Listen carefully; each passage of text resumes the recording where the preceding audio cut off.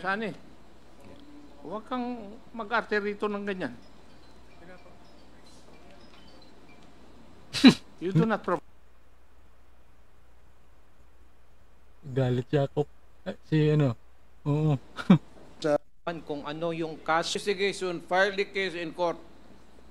Darating po tayo dyan, Mr. Chairman. Hindi ka- Pero ito po, no, buti nga yung anak niya na drug lord at saka yung ano niya, son-in-law That ay would be, ano, I take exception to that statement, Mr. Chair. Please, It is not fair and it's my opinion. mischievous.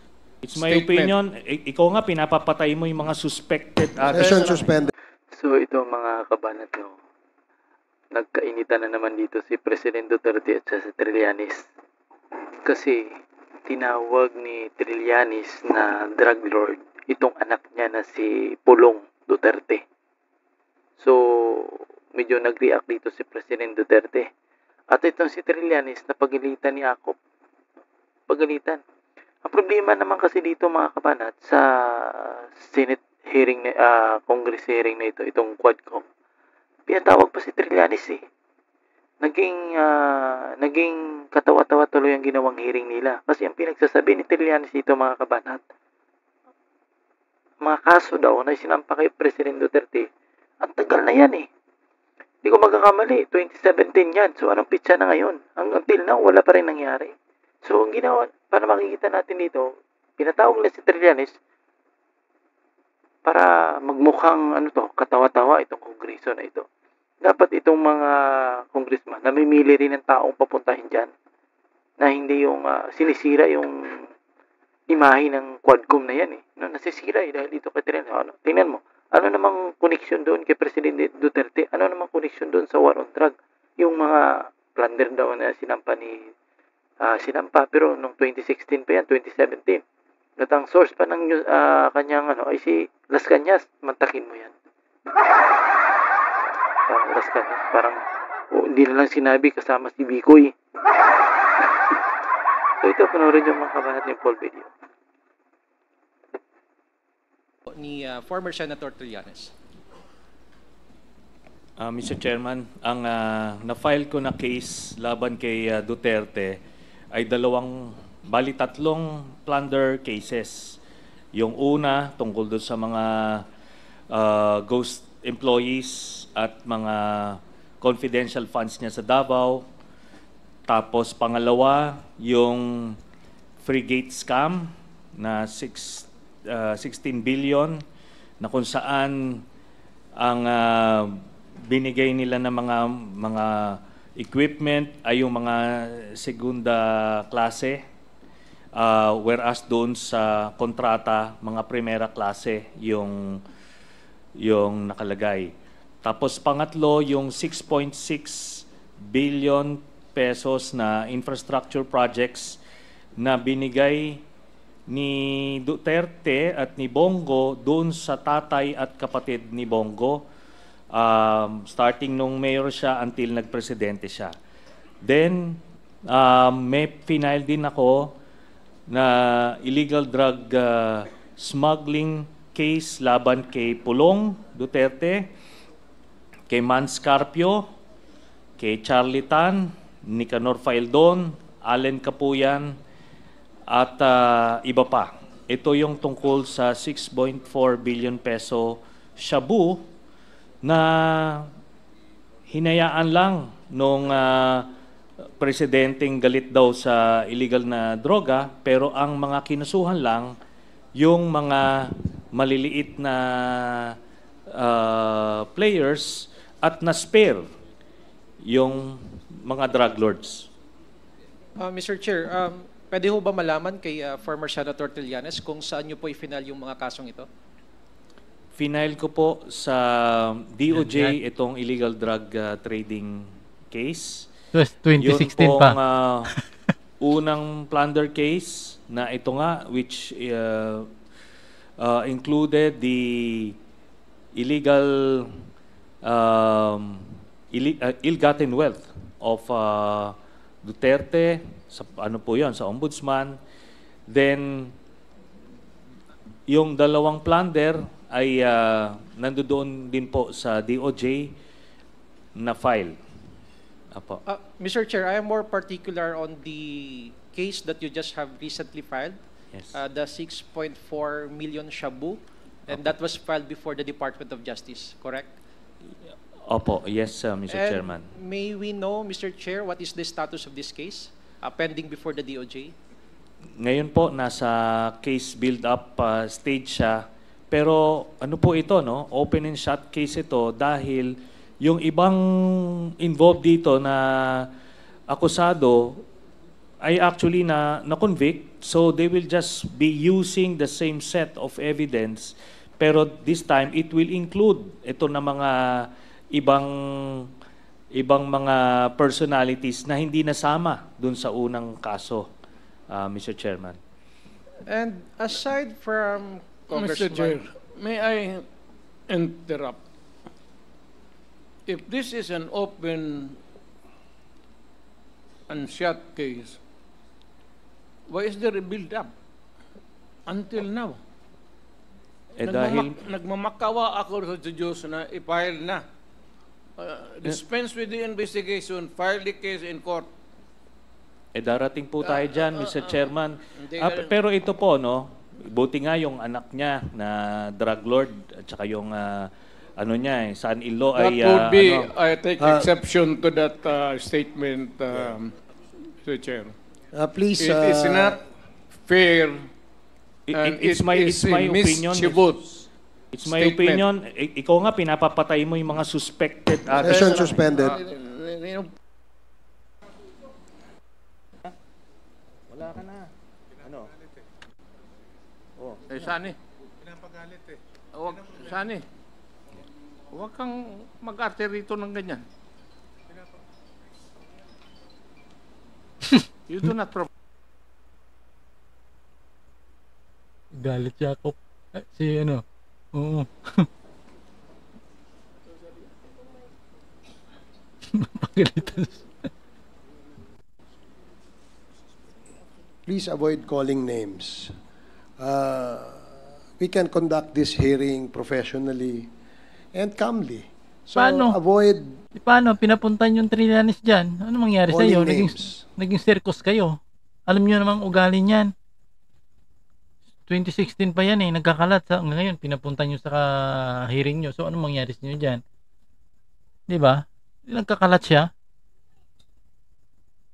Kasalanan niyo yan Para Kayo ding bumaboy sa ginawa niyong hearing. Tingnan mo, pinapunta niyo. Nagsasabi kung ano-ano na wala namang katuturan. 'Di ba? Ilgatin world si President Duterte. May drug lord sino pa to? Si Pulong o si anak Yaksin binanggit, base si Pulong, drug lord. Imagine mo mga pirada, hiniyaan nyo magsalita dyan. Sino mo matutuwa yan? Di ba?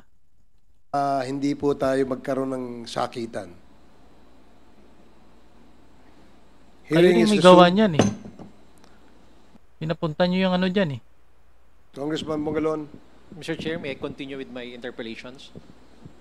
Mr. Chair, with regard to this case filed and pending before the Department of Justice, I just would like to ask the complainant, former Senator Trillanes, I think it is safe to assume that before you filed the case, you conducted your research. Would that be correct?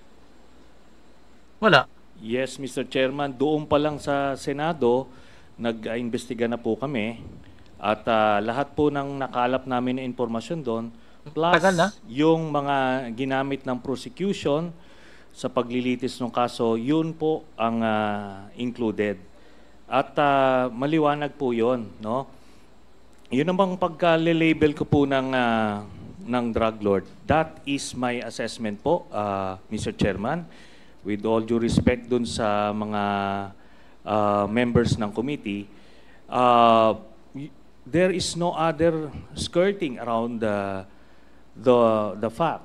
Kasi po, nung sila, maliwanag po dun sa testigo, yung testimonya ng testigo, kinokontrol ang gatekeepers at that time ng mga kontrabando ay si Man Scarpio at si Pulong Duterte. At nakalagay po yon on record sa Senate investigations at doon sa court hearings. Then, ito nga po, no? Hindi sila sinama nung final sa kaso by some miracle, ang in-include lang yung mga minor players. Ngayon, yun nga po yung sinasabi ko simulat sa pool, kasi po kung talagang seryoso tayo dun sa paglilinis ng ating bayan ng illegal drugs, dapat hahanapin mo yung mastermind. Sino yung pinakang drug lord na nag-import nito? At yun nga po, ang natumbok namin, si Pulong Duterte. In fact, nung Senate hearing, sinabi ko nga na miyembro ng triad si Pulong at yung proof nun ay yung dragon tattoo sa likod niya, which is the mark of a triad member. And I challenged him. Sabi ko kung pwede siyang ipakita ron. At kahit na dun lang siya sa isang secluded room at makuha ng Sergeant at Arms, edi either mapoprove or disapprove. Kung prove or disprove. At doon nga po, tinanggihan niya. No? It was an opportunity to show the whole country na hindi lang inosente siya, na kundi mali yung aking mga impormasyon. So natumbok na namin yun noon, pero nung final yung kaso, tinanggal po yung anak, si Pulong. Opo. To continue, Mr. Chair. You have last 2 minutes, Congressman Bungalon. Yes, thank you, Mr. Chair. I'll just wrap up my questions. To continue, you conducted a Senate investigation in 2017. And what was the outcome of that investigation? Yun nga po, no? Dahil na whitewash po nung mga panahon na yon, kasi yung chairman ng committee noon ay kaalyado nito ni Duterte, kaya wala pong nahantungan. Tapos nung final po sa DOJ yon, yung kaso na yon, dahil nakatingin na po yung buong Pilipinas eh. At nakuha talaga yung 6.4 billion shabu, so kailangan po may mananagot. Pero ang mga nanagot ay yung mga nasa ibaba lang. Ni nga pangalan lang nung drug lord na nasa likod ng importation na yon, ni hindi po minimension nung mga PIDEA or nito ni Duterte para lang pakita, no, kung sino yung nasa likod nun. Kaso he was not interested precisely because kagrupo niya. Isa na doon yung anak niya. Yun po yun. Mr. Chair, a while ago you mentioned the name of Michael Yang. Yes. Is he a respondent to this case? Doon po yan sa Jimmy Guban case. Dalawa po kasi, no? Yung 11 billion na yung shabu shipment na yon. Ang sabi ni Jimmy Guban, base doon sa testimonya niya dito, doon po involved si Michael Yang, Pulong again, and Manscarpio. Pero doon po, dito sa 6.4 billion peso shabu, ang lumabas po si Charlie Tan, ang drug lord associate na kasama nila. And lahat po to lumabas po dun sa testimonya ni Arturo Las Cañas. These are the names: Michael Yang, Sammy Uy, at Charlie Tan. Sila po yung mga kakagrupo ng drug lords na kapartner at pinoproteksyonan ni Duterte. For my last question, Mr. Chair, you also mentioned a while ago the word triad. Yes. Ano ho ba itong triad nito at ano ang partisipasyon nitong triad nito sa sinasabi niyo pong 6.4 million na shabu at yun yung basis nyo ng pag-file ng kaso laban ho sa mga respondents dito sa kasong ito? Base po sa testimonya ni Las Cañas, miyembro po ng triad si Charlie Tan at Michael Yang at ni-recruit nila si Pulong. So yun po ang triad. Ito po yung mga grupo na involved sa mga illegal activities na based sa mainland China, Hong Kong, and Macau, Mr. Chairman. That would be my last question, Mr. Chair. Thank you. Interrupt. Thank you, Congressman Bungalon. Mr. President, You know, you'd like to say something? There are so many persons accused here or mentioned to be criminals. Criminal yung ano. In fairness, yung mga tao na sinasabi nito, dapat ipatawag. Ye- At given a chance also to answer. Yes, we will. In fact, that- we invited them in the That last is, two hearings. yeah, this is how it operates, Your Honor. Thank you. Fairness. Thank you, Mr. President. Yeah, the next to interpolate is Congressman Paulo Ortega, and then Congressman Suwan, and then Congressman Lara, and then Congressman Ako.